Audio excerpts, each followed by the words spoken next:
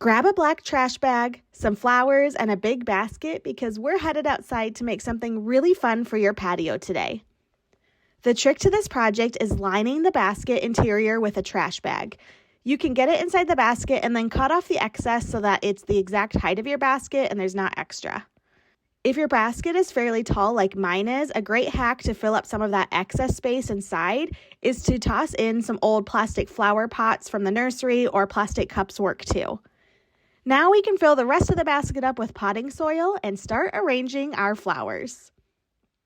When I'm shopping for plants for flower arrangements, I always look for a filler, a spiller, and a thriller. Today I'm using lavender as the thriller to give this basket some height and drama. Then I'm filling up the rest of the space with colorful petunias. These are great filler plants for flower planters. They add tons of fullness and color, and they're really easy to care for too. And for our spiller plants, I grabbed 2 sweet potato vines. This is a really great trailing plant that will flow over the sides of the basket as it grows, which I always think looks so pretty. Now that everything's been planted and is looking gorgeous, you're probably wondering why I left so much open space on the side. Nestle a planter, bowl, or glass jar into the soil and fill it up with water. And now for the star of the project, we're adding this solar-powered fountain. This fountain is really cool. It comes with a bunch of different tips that you can swap out to create all sorts of different spray patterns. This fountain runs entirely on solar power alone. You don't need any type of batteries or power cords to plug in. Adding this fountain to your planters is completely unexpected and turns your flower planters into living, moving decor pieces. I'm using frog tape. This is my favorite type of painter's tape. And the trick with this to get a really crisp edge is after we tape off our design, we're going to want to run a wet rag along the edge of it to kind of seal in the edges and activate the edge lock that prevents the paint from running underneath the tape. And you're going to want to make sure this is pressed down really tight. Now you guys, if you're tuning in, don't forget to let me know where you're tuning in from. And go ahead and say hi to my cameraman tonight, Steven. Hey everybody. Now I'm grabbing a wet rag now. Like I said earlier, this step is to activate the edge lock on the tape. And it's also going to help, that little bit of water is going to help the basket absorb the paint.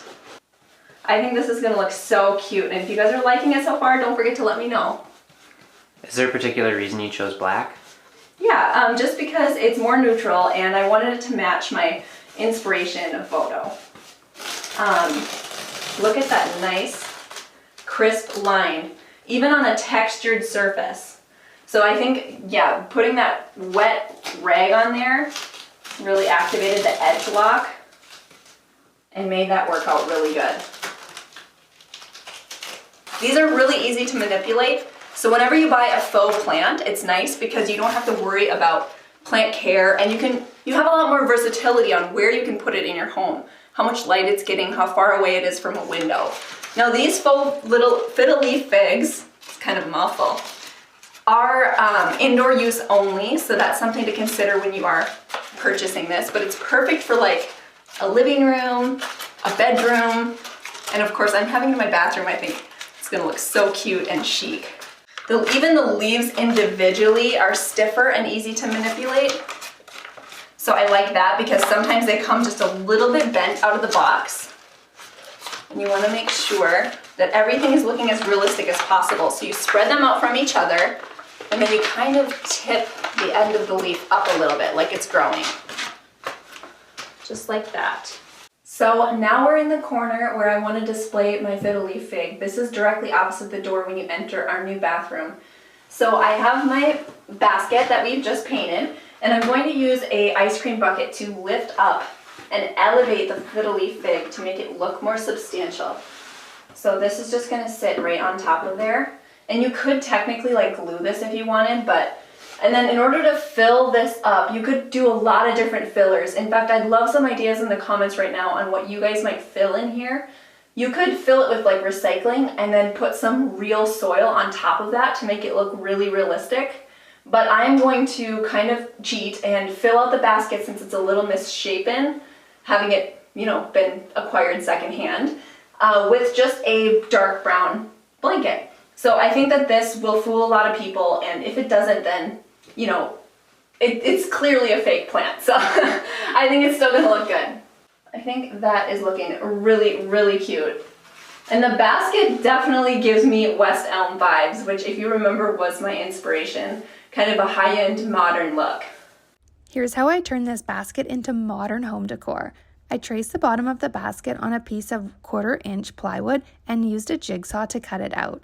I sanded the edges and both surfaces. I cut 1-inch dowel into 13-inch lengths, and each end was cut at 15 degrees using the miter saw. I attached the legs to the plywood circle evenly spaced and about 2 inches from the edge of the circle.